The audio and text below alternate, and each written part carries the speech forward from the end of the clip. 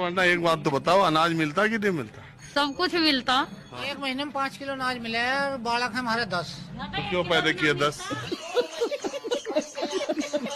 सरकारी स्कूल बदल रहे हैं, बिल्डिंगें अच्छी हो रही हैं, स्विमिंग पूल बन रहे हैं, बहुत सारी फैसिलिटीज मिल रही हैं।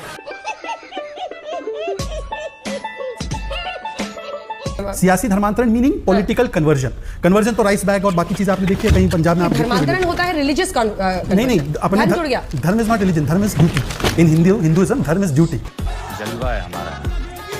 हम धर्म जो कहते हैं ना, वो धर्म की लड़ाई ड्यूटी की लड़ाई थी। श्री कृष्ण ने भगवान का संदेश दिया था अर्जुन जी को, तो धर्म इज ड्यूटी। तो अपने ड्यूटी का धर्मांतरण किया है। ये लोग कहते थे कि लालू जेल भेजो, सोनिया को जेल भेजो, मुलायम को जेल भेजो। अब ये खुद जेल से सरकार चला रहे हैं। दूध तो सारे निकालते हैं, हम बैल से दूध निकाल के। ये भगवान क्या जुल्म। नमस्ते, मैं फिर यहाँ विपक्ष की सीट पर आ गया हूँ। अब मैं फिर से आधानी अंबानी करूंगा, मगर इस बार मैं सोच रहा हूँ कि एक कदम और आगे बढ़ूं और सीधा माननीय स्पीकर पर ही आरोप लगा दूं कि आप मोदी के आगे झुक रहे हैं।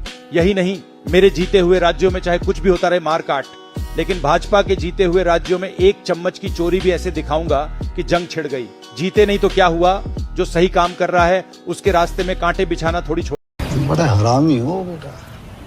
और देश का सबसे स्वच्छ शहर इंदौर, यहाँ की स्कीम नंबर 94 के वासी आज अपना घर छोड़कर पलायन करने के लिए मजबूर है। इसके पीछे की वजह है कुछ वर्ग विशेष के लोगों के द्वारा उन्हें मानसिक रूप से प्रताड़ित करना और मांस और मदिरा की जैसी चीजें फेंकते रहते हैं, परेशान कर रहे हैं।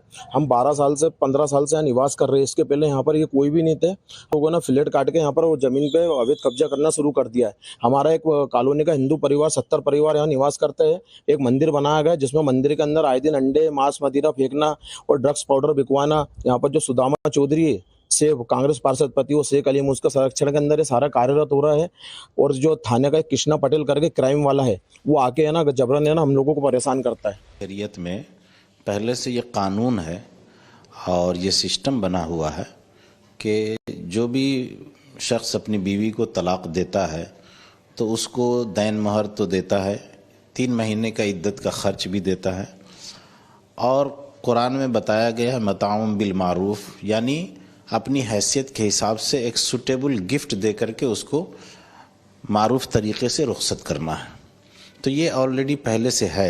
अलबत्ता ये जो मेंटेनेंस का जुमला जो है कि वो अपने शौहर से जब तक के वो दूसरी शादी ना कर ले या जब तक वो हयात से है, जब तक मर न जाए, शौहर से मेंटेनेंस लेना, ये इस्लामिक शरिया के ख़िलाफ़ है। ये उसके कोर्ट के आदेशों को सभी पक्ष के लोगों को मानना चाहिए और मानने के साथ साथ उनका जो गुजारा भत्ता है, क्योंकि निरीह हैं, जब उनके पास कोई साधन नहीं रहता है तो एकमात्र गुजारा भत्ता ही है।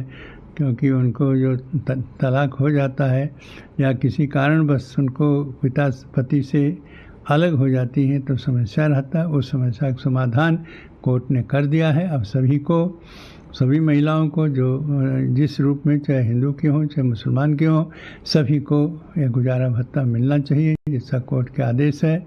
इसके लिए कोर्ट को धन्यवाद देता हूँ। इस देश का संविधान शरीयत की तुलना में श्रेष्ठ है और समता के आधार पर हर महिला को जो है वो मेंटेनेंस मिलना चाहिए। शाहबानों के मामले में भी एक ज़माने में सुप्रीम कोर्ट के विद्वान न्यायाधीशों ने यही निर्णय दिया था, लेकिन तत्कालीन राजीव गांधी की सरकार ने संविधान पर शरीयत को लादने का दुष्कर्म किया था। आज आदरणीय नरेंद्र मोदी जी की सरकार होने के नाते महिलाओं को, विशेष करके मुस्लिम महिलाओं को, शरीयत के शरारत से बचना निश्चित है और सुप्रीम कोर्ट के इस निर्णय के कारण तमाम तलाक पीड़ित महिलाओं को न्याय मिलेगा। ये फैसला ऐतिहासिक है और तमाम मुस्लिम महिलाओं के लिए एक राहत की एक गहरी सांस है। आप सोचिए, ये फैसले के तहत अब कोई भी तलाकशुदा मुस्लिम महिला गुजारा भत्ता के लिए बाकायदा जो सीआरपीसी की धारा 125 है उसके तहत वो मेंटेनेंस अलाउंस की मांग कर सकती है, जिसकी पूर्ति अनिवार्य होगी। यानी कि जो हक हर एक महिला को देश के संविधान ने दिए हैं, वही सारे हक, वही सारे प्रावधान का इस्तेमाल वो तलाकशुदा महिला भी कर सकती है। अभी मजा आएगा ना भिड़ो। पहले तो मोदी जी का शुक्रिया अदा करना चाहती हूँ कि बहुत अच्छी तरीके से मुसलमानों के बारे में वो सोच रहे हैं।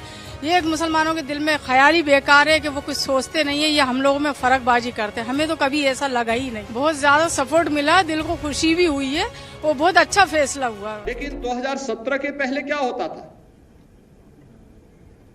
ये जो भर्ती आधे लेखपालों के पद खाली पड़े हुए क्यों पड़े हुए थे? क्योंकि भर्ती नहीं होती थी। भर्ती की प्रक्रिया में तमाम होल थे। भर्ती की प्रक्रिया को पहले ही चाचा भतीजे की जोड़ी वसूली के लिए निकल पड़ती थी और पूरा खानदान अलग अलग जिले आवंटित हो जाते थे। मुझे याद है लेखपालों की भर्ती की एक प्रक्रिया को कैसे इन्होंने दागी बना दिया था।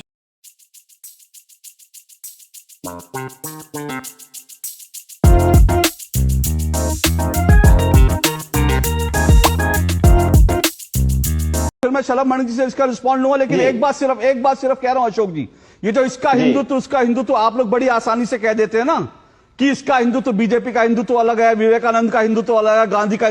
जरा कभी इस्लाम को लेकर कहने की हिम्मत रखिए कि असदुद्दीन ओवैसी का इस्लाम कौन सा है, अखिलेश यादव का इस्लाम कौन सा है, मुलायम सिंह यादव का इस्लाम कौन सा है, और जो जिन्ना का इस्लाम कौन सा है, और आतंकवादी जो आतंक फैलाते हैं उनका इस्लाम कौन सा है। जरा कभी ऐसा बोलने की हिम्मत करिए। बंद करो, हाथ जोड़ के मैं मोदी साहब से गुजारिश करता हूँ। नहीं करेंगे आप, क्योंकि हिंदुओं को गाली देना आप लोगों की फितरत बन गई है। क्योंकि हिंदू हिंसक नहीं होता, इसलिए हर कोई कह देता कि हिंदू हिंसक होता है। अगर हिंदू हिंसक होता, अगर हिंदू जो है सर तन से जुदा करने वाला होता, तो आप लोग जो है ये कह नहीं सकते थे। क्योंकि आज आप इस्लाम के बारे में नहीं कह सकते, क्योंकि इस्लाम में अगर आप कहेंगे इस्लाम को लेकर कुछ, तो एक तबका खड़ा होगा और सर तन से जुदा लेके आपके घर के बाहर खड़ा होगा, लेकिन हिंदू नहीं खड़ा होगा सर तन से जुदा करने का। इसलिए हिंदुओं को गाली देने की आपको पूरी इजाजत है कि बीजेपी का हिंदुत्व है, विवेकानंद का हिंदुत्व है, गांधी का हिंदुत्व है, अशोक श्रीवास्तव का हिंदुत्व है, सबके हिंदुत्व अलग अलग है। अरे हिंदू एक है, हिंदुत्व एक है। कभी इस्लाम में हिम्मत हो तो कह के देखिए, फिर आपको पता चलेगा। ये फंस गया सीएम। इस्लाम के बारे में बताइए, इस्लाम कितनी तरह का होता है बताइए मुझे। बताइए सर, मुझे बताइए इस्लाम कितनी तरह का होता है। हिंदू तो आपने बता दिए 6 तरह के, इस्लाम बताइए कितनी तरह का होता है, बताइए जरा। सिखिज्म बताइए कितनी तरह का सिखिज्म होता है, बताइए। आज जरा मैं देखता हूं विपक्ष में कितनी ताकत है, बोलिए इस्लाम कितनी तरह का होता है। हिंदुत्व तो आपने 2.5-3 मिनट तक हिंदुओं को गाली दे ली, अब जरा इस्लाम बताइए कितनी तरह का होता है, बताइए।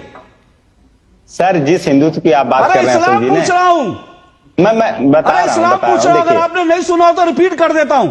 इस्लाम बताइए कितनी तरह का होता है उनका। देखिए जिसकी बात आप कर रहे हैं, जिसकी नहीं, इस्लाम कहने में इतना डर क्यों रहे हैं सर आप?